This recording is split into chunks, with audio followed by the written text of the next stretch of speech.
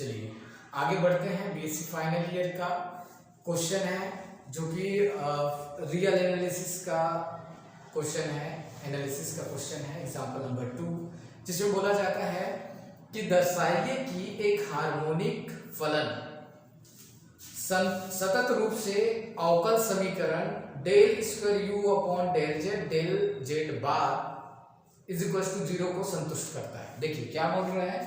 सबसे पहले एक हार्मोनिक फंक्शन है, मान लेते हैं u क्या है, एक हार्मोनिक फंक्शन है। तो यदि u हार्मोनिक फंक्शन है तो इसको हम बोले del square u del x square plus del square u del y square is equal to 0। तो ये चीज सेटिस्फाई करेगा। हार्मोनिक का मतलब क्या होता है, लाप्लास इक्वेशन को संतुष्ट करनी चाहिए। तो ये लाप्लास इक्वेशन है, इसको 0 के बराबर आएगा, है ना। f के जगह हम सीधे u लिखेंगे यदि u हार्मोनिक फंक्शन है तो, है ना। तो u हार्मोनिक फंक्शन है, इसलिए हमने क्या किया, पहले सेटिस्फाई करता है ऐसा बात किया। फिर जो प्रूफ करनी है वो प्रूफ ऐसा करनी है कि यहाँ पे जो प्रूफ करना है वो करना है del square u del z और del z bar is equal to 0 आएगा, ऐसा हमें प्रूफ करना है, सिद्ध करना है। तो इसको सिद्ध करने के लिए आपको क्या करनी पड़ेगी, सबसे पहले तो z क्या है, ठीक है। तो सबसे पहले z है हमारे पास x प्लस आई वाई। z जो है वो क्या है, x प्लस आई वाई। वैसे ही z बार की बात करें तो हम क्या लिख सकते हैं, इसको x माइनस आई वाई लिख सकते हैं। दोनों को ऐड किया जाए तो आपको x की वैल्यू मिल जाएगी, क्या चीज, z plus Z bar upon 2, और दोनों को माइनस किया जाए तो आपको मिल जाएगा i y 2i is equal to मिलेगा z minus z bar. Minus करो, इसमें से इसको माइनस करोगे तो आपको 2i is equal to z minus z bar मिलेगा। यहां से आप लिख सकते हैं क्या चीज, y की वैल्यू लिख सकते हैं, तो z minus z bar upon 2i, ये वैल्यू मिलेगा, ये वैल्यू, और ये हमारा x की वैल्यू, ठीक है। तो अभी हमें क्या मिला, कुल मिला के x मिला, है ना। अब हम क्या कर सकते हैं, डेल u डेल z के बारे में हम बात करेंगे। डेल u और डेल z क्या होगा, पहले तो डेल z बार चाहिए ना, तो हम क्या करेंगे, डेल u डेल z बार निकालने वाले हैं। लेकिन u कैसा है, u एक ऐसा फंक्शन है जो x का भी फंक्शन है और y का फंक्शन है। जेड बार के बारे में हम नहीं जानते, मतलब जेड बार का फंक्शन है या नहीं वो नहीं जानते हैं, ठीक है। तो क्या करनी पड़ेगी, उसके लिए हमें क्या करना पड़ेगा, ध्यान रखना। इसके लिए हम क्या क्या काम कर सकते हैं, डेल यू लिख सकते हैं, डेल एक्स लिख सकते हैं, और डेल एक्स का ही मल्टीप्लाई कर देंगे, और यहां पे लिख लेंगे डेल जेड बार, ठीक है। फिर लिखेंगे प्लस डेल यू लिखेंगे डेल वाई, फिर यहां पे लिखेंगे del y upon del z bar, ठीक है। तो ऐसा लिखने का मतलब क्या होगा, ध्यान दीजिएगा। सबसे पहले u के बारे में हम इतना जानते हैं कि u जो है x और y का फंक्शन है, तो इसलिए हम x और y के रूप में दो भागों में इसको चेंज कर सकते हैं।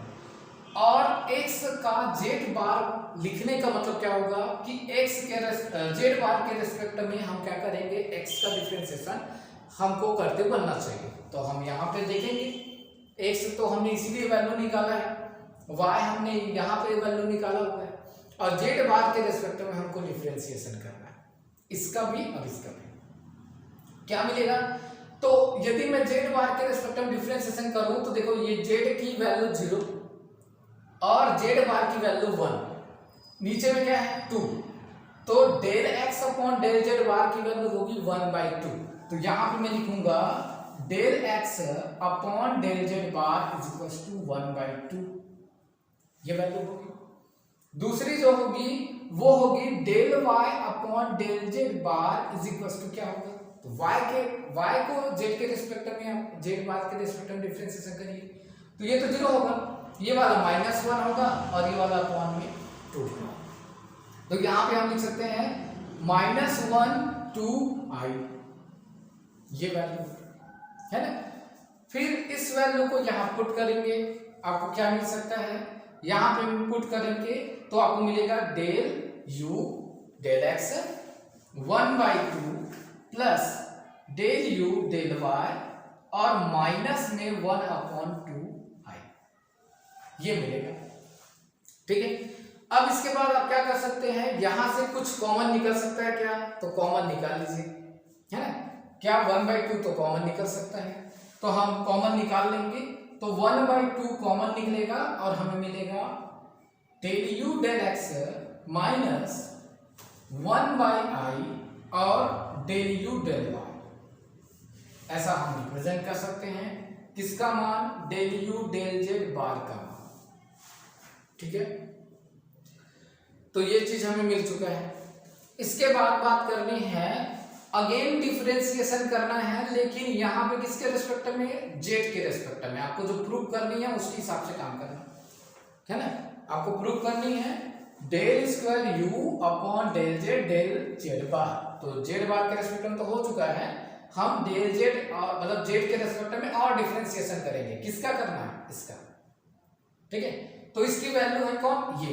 यहाँ पे पहले मैं लिखूंगा 1/2 तो बाहर लिखना है, डेल अपॉन डेल जेड लिखूंगा और इसकी वैल्यू लिखूंगा किसका, इसका, है ना, इस चीज को। तो del u del x minus 1/i, यहां लिखूंगा डेल यू डेल वाई। ठीक है, अब ये जेड है, इसको दो भागों में कन्वर्ट करनी है। सबसे पहले दो भागों में हमें क्या करनी है, चेंज करनी है। अब दो भाग में कैसे चेंज होगा, यहां तो जेड है, हमें तो चाहिए x, एक से एक बार चाहिए, एक बार y चाहिए, क्योंकि u जो है x और y का ही फंक्शन है।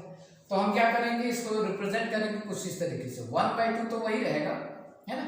यहाँ पे जो रिप्रेजेंटेशन होगा वो डेल बाई डेल x, ये अंदर का वैल्यू जैसा है वैसे ही रहेगा, कोई चेंजेस आपको करने की जरूरत नहीं है। यहाँ पे जो डेल जेड है और मैंने लिखा डेल x, तो ये डेल x तो नहीं था, इसलिए डेल x ऊपर में लिखेंगे, डेल जेड नीचे में लिखेंगे। ठीक है, इसके बाद y के रिस्पेक्ट में भी करना पड़ेगा हमें, तो हम लिखेंगे plus del by del y, क्योंकि y का भी तो फंक्शन है वो, है ना। तो del by del y del u del x minus 1/i del u del y।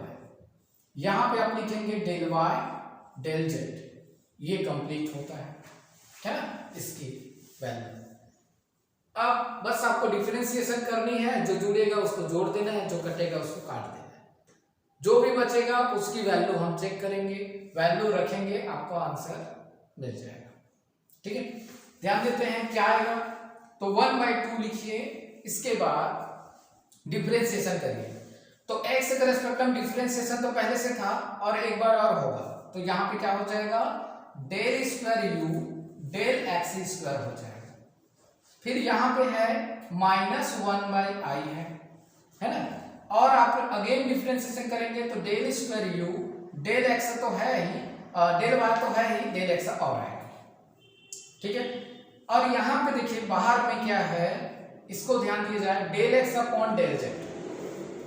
Del x upon del z की वैल्यू ध्यान दें, यहाँ पे यदि मैं डिफरेंशिएशन करूं तो z का डिफरेंशिएशन 1/2 मिलेगा, है ना, तो अपॉन में 2 रहेगा, तो del x upon del z की वैल्यू 1/2।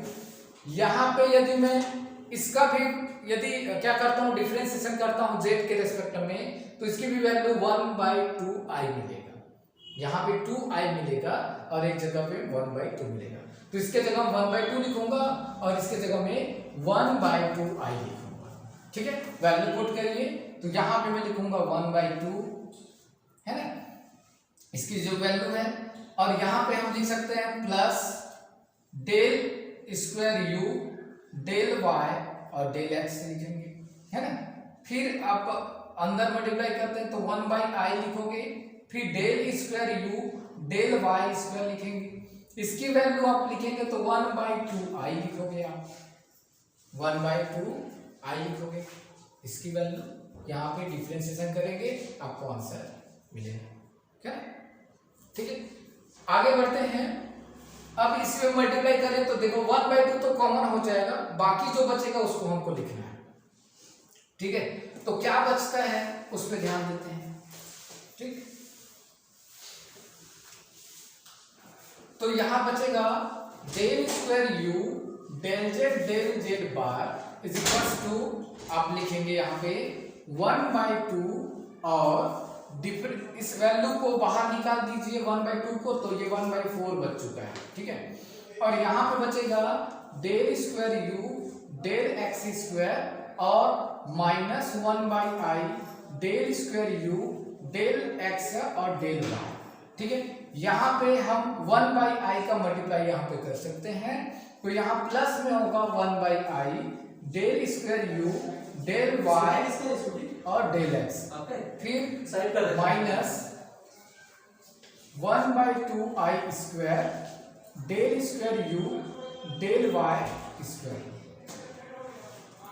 ठीक है, इसके बाद आप क्या करेंगे, ये दोनों वैल्यू तो कट जाएगा, है ना, ये 1/2 से बाहर है ना, फिर हम लिखेंगे 1/4, यहाँ पे आएगा del square u del x square minus minus plus हो जाएगा del square u del y square मिल जाएगा।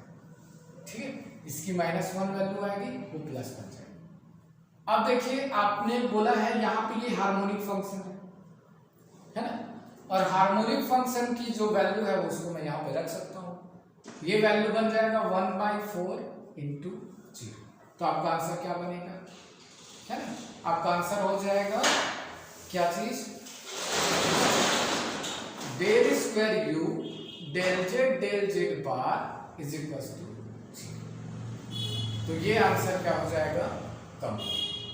इस तरीके से आपको क्या करनी पड़ेगी, क्वेश्चन को सॉल्व करनी पड़ेगी, और जितने भी क्वेश्चन आपको मिलेंगे उसको आपको केयरफुली सॉल्व करना है, क्योंकि इसके जो क्वेश्चन हैं वो आपको क्या करना पड़ेगा, पूरे कॉन्सेप्ट के बेस पे आधारित है, मतलब बहुत सारे कॉन्सेप्ट को आपको पता होना चाहिए तभी ये बन पाता है। ठीक है, तो इस क्वेश्चन को अच्छे से बनाएंगे, फिर इसके बाद हम लोग नेक्स्ट क्वेश्चन जब देखेंगे उसमें हमारा थर्ड एग्जाम्पल रहेगा, और उस थर्ड एग्जाम्पल में हम लोग पढ़ेंगे कि जो नॉर्मल ऑर्थोगोनल फैमिली होती है ना, या लाम्बिक परिवार जो होगा उससे रिलेटेड एक क्वेश्चन होगा, उसे हम लोग ट्राई करेंगे।